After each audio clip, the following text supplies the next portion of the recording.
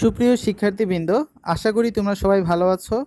এই ভিডিওটি তৈরি করছি সপ্তম শ্রেণীর শিক্ষার্থীদের জন্য। তোমাদের ষষ্ঠ সপ্তাহে কৃষি শিক্ষা বিষয়ে যে অ্যাসাইনমেন্টটি দেওয়া হয়েছে তার একটি নমুনা উত্তরপত্র তোমরা এই ভিডিওটিতে দেখতে পাবে।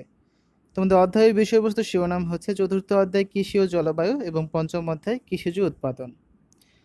প্রথমে রয়েছে কিছু সংক্ষিপ্ত প্রশ্নের উত্তর। ফসলের মৌসুম বলতে কী বোঝো? রবি মৌসুম ও খরিফ মৌসুমে পার্থক্য কী? মুরগির দেহের জন্য অত্যাবশ্যকীয় পুষ্টি উপাদানগুলো কী কী? মুরগির খামারে খাদ্য ও পানি কেন গুরুত্বপূর্ণ? তারপরে আরেকটি প্রশ্ন রয়েছে, কাঁঠাল গাছ সম্পর্কে নিচের ছকটি পূরণ করো। পর্যবেক্ষণের বিষয়, গাছের বৈশিষ্ট্য, কী কী ধরনের উদ্ভিদ, কাণ্ডের বৈশিষ্ট্য, বীজের বর্ণ, ফুলের বর্ণ, কোথায় কোথায় চাষ হয়, কেমন মাটিতে চাষ হয়। দেখো প্রথম প্রশ্নটি, ফসলের মৌসুম বলতে কী বোঝো? একটি ফসল বীজ বপন থেকে শুরু করে তার শারীরিক বৃদ্ধি ও ফুল ফল উৎপাদনের জন্য যে সময় নেয় তাকে ওই ফসলের মৌসুম বলে।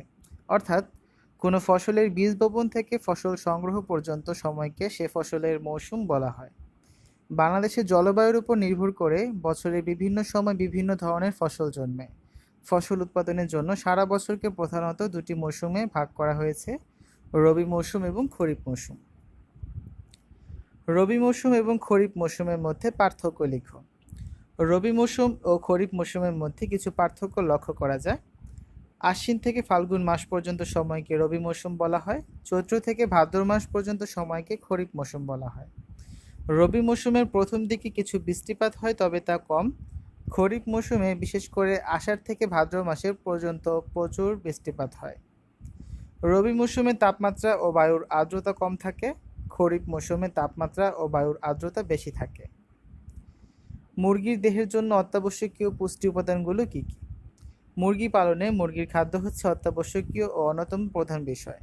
বসতবাড়িতে মুক্ত বা ছাড়া পদ্ধতিতে পালন করা মুরগি খাবারের বর্জ্য, ঝরা শস্য, পোকামাকড় ইত্যাদি খেয়ে জীবন ধারণ করে, তাই এরা পরিমিত সুষম খাবার পায় না।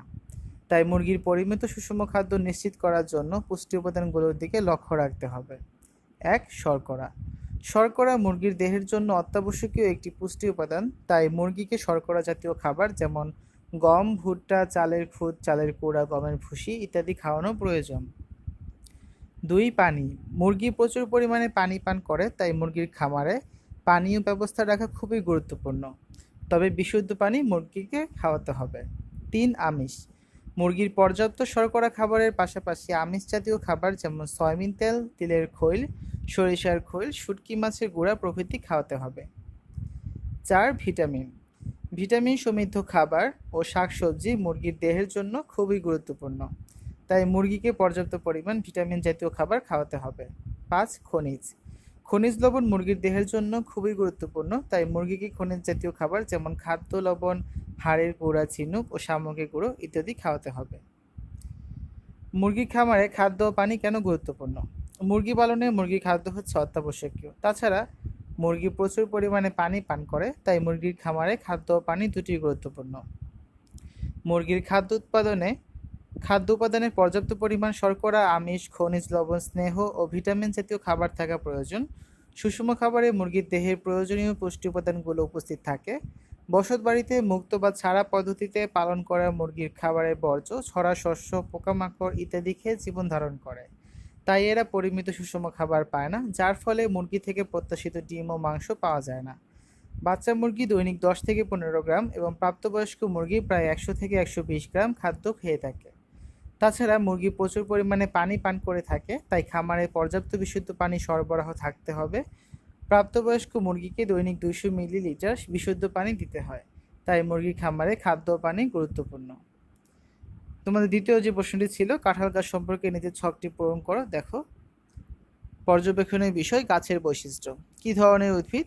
কাঁঠাল একটি দ্বিবীজপত্রী কাষ্ঠল ও চিরহরিৎ বৃক্ষ। কাণ্ডের বৈশিষ্ট্য, কাণ্ড শক্ত হলুদ রঙের হয় এবং 21 মিটার পর্যন্ত লম্বা হয়। বীজের বর্ণ, বীজ সাদা বর্ণের হয়। ফুলের বর্ণ, ফুল সবুজ বর্ণের হয়। কোথায় কোথায় চাষ হয়? সিলেট, চট্টগ্রাম ও রংপুর, গাজীপুর, টাঙ্গাইল ও ময়মনসিংহে চাষ হয়। কেমন মাটিতে চাষ হয়? পলি দোআঁশ বা অল্প লাল মাটির উঁচু জমিতে কাঁঠাল চাষ ভালো হয়। তো শিক্ষার্থীরা, এই ছিল তোমাদের সপ্তম সপ্তাহের কৃষি শিক্ষা বিষয়ের অ্যাসাইনমেন্টে একটি নমুনা উত্তরপত্র। সম্পূর্ণ উত্তরপত্রটি একটি ওয়েবসাইট থেকে সংগৃহীত করা হয়েছে।